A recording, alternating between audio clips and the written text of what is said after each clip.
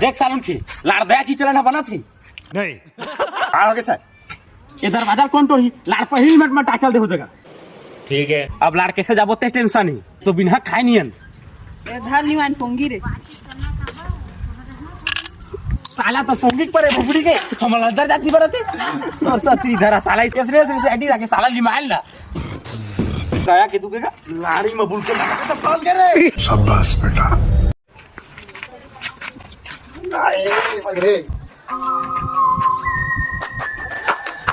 sir ऊपर में class है पहले उठ साला सर आगे हम बैठे हैं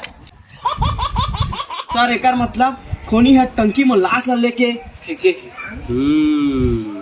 लेकिन सर खूनी होता धुरकाव ले गिलास ला लेगा अपने तो हाथ मुद्दा ही ये बड़ी अच्छी बात कही आप ओकर ला छत लाश ले झाड़ी फेंक देती एकर मतलब समझी दया कहाँ से